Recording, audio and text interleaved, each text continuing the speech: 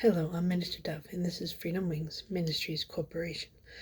I am the founder, and today we have Genesis chapter 39. Genesis chapter 39 as we continue through our study on Genesis.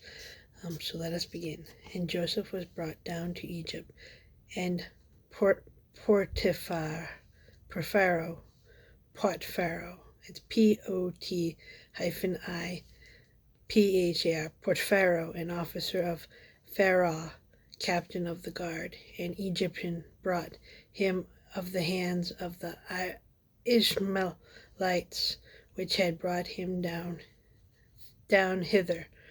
And the Lord was with Joseph, and he was a prosperous man, and he was in the house of his master the Egyptian. So what we see here, Joseph was brought down into Egypt. This is basically the first paragraph says Joseph is brought into Egypt as he becomes a slave pretty much. And his master saw that the Lord was with him, and the Lord made all that he did to prosper in his hand. The Lord made all that he did to prosper in his hand. So we see even though Joseph is becoming a slave in Egypt, he is with the Lord. He is with the Lord and working for the Lord. The Lord sees how Joseph is within favor of him. The Lord sees how Joseph is within favor of him, even though Joseph is in prison and there's negative things going on within his life. And Joseph found grace in his sight, and he saved him, and he made him overseer of his house, and all that he had he put into his hand. All that he had he put into his hand. So the caretaker, this is the story, is the caretaker of the jail, the guardsmen's, and the servers of Pharaoh who oversee the jail see that Joseph is with God, and that Joseph is doing the best he can with what he has within the jail, and is abiding by the jail rules, so to speak, as the slave that he is. And it came to pass from the time that he had made him overseer in the house and over all the land he had, that the Lord blessed the Egyptian's house for Joseph's sake, and the blessing of the Lord was upon all that he had in the house and in the field. All that he had in the house and in the field, the blessings, all that he had within the house and within the field. So Joseph, despite being a slave, is blessing the jail, so with his service and his faith within the Lord. So Joseph is blessing the jail with his service and his faith within the Lord. And it came to pass after these things that his master's wife cast her eyes upon Joseph, and she said, Lie with me. But he refused.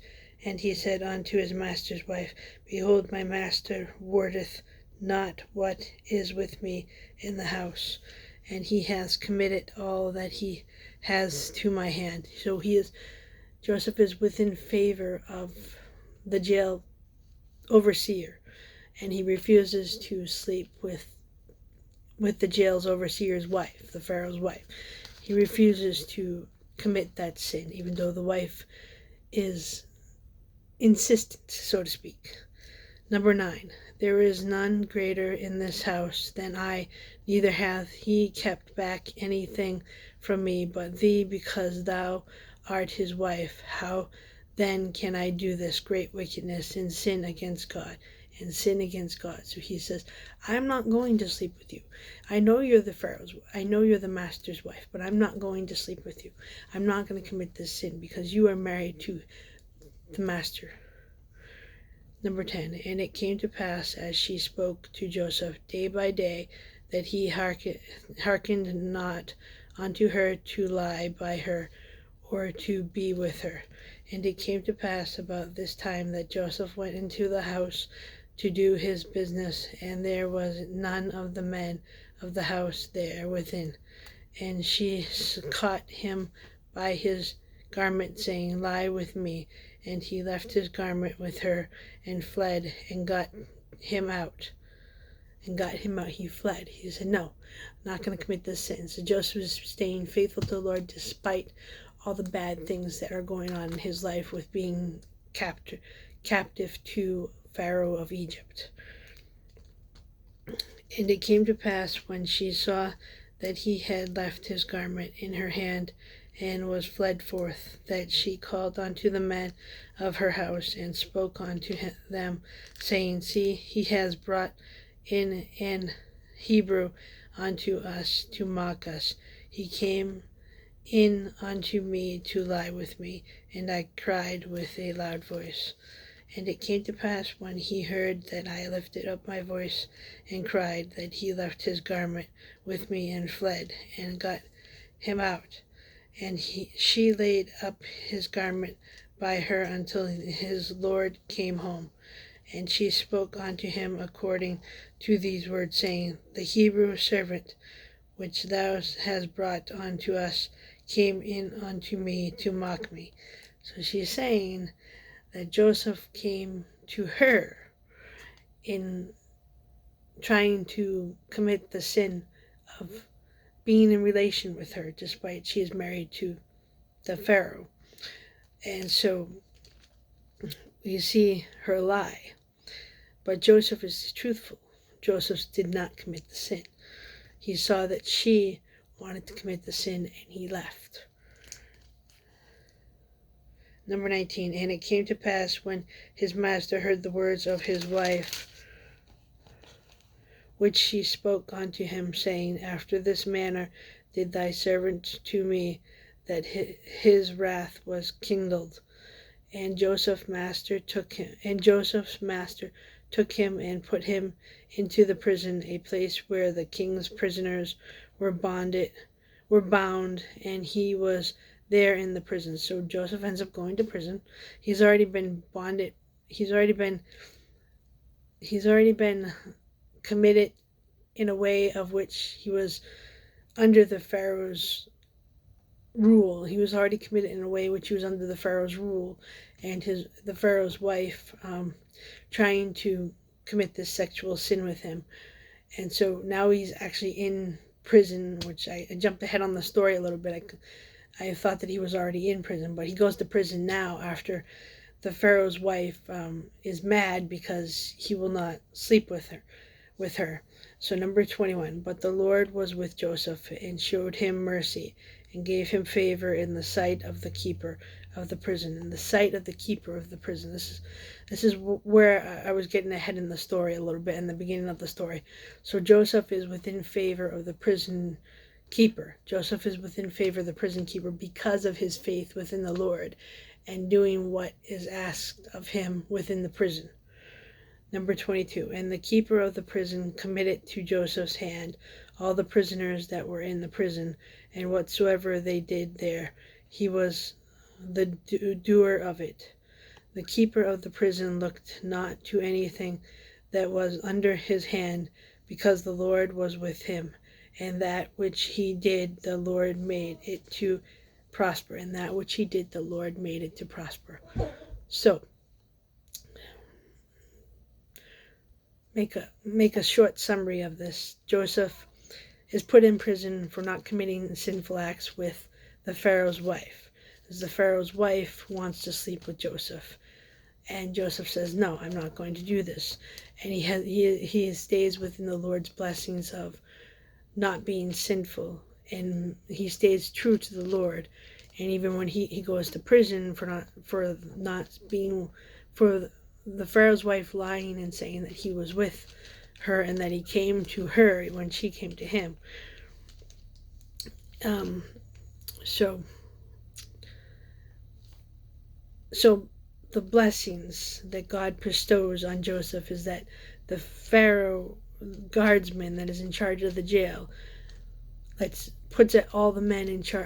Joseph in charge of all the men and the jail. He puts Joseph in charge of all the men in the jail, seeing Joseph's favor within God, So that's chapter 39 in Genesis. It's the King James Version, so it's a little confusing at first. I jumped ahead within the story, within my mind anyway, because I knew the story of Joseph in the prison and everything. So when I started to read it, I thought that he was already in prison, but we saw in the chapter that it is after the Pharaoh's wife puts favor onto Joseph and wants to sleep with Joseph, and Joseph denies everything and says no, but the Pharaoh believes his wife, and that Joseph came on to his wife.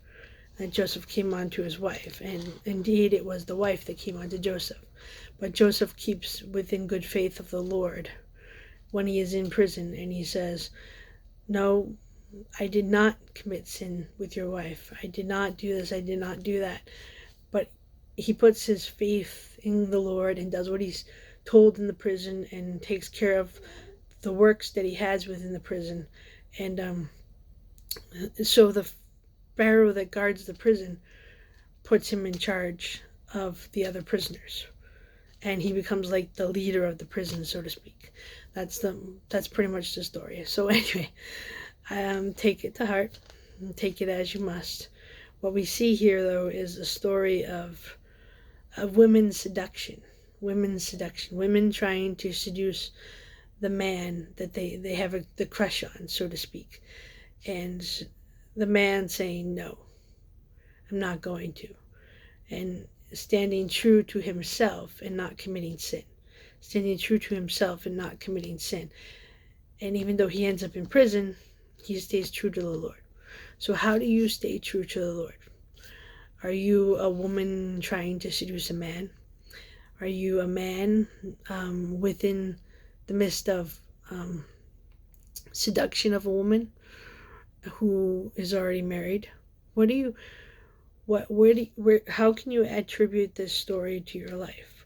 As far as we're all human, I'm sure we've all, even down to the basics of high school, have had crushes and other people belonging to other people, and as far as couples go, and one person cheating on another, one with the other person not wanting to cheat. It's a typical American, so to speak, American globalness of seductions. We see in this story, the basics, foundations in the Bible of a woman trying to seduct a man that she has a crush on, and the man saying no, and the man says no, I have my faith within the Lord. And because he has his faith within the Lord, even though he goes to prison, he still keeps his faith within the Lord, and the Lord takes care of him, making him in charge. Many blessings, my friends, many blessings.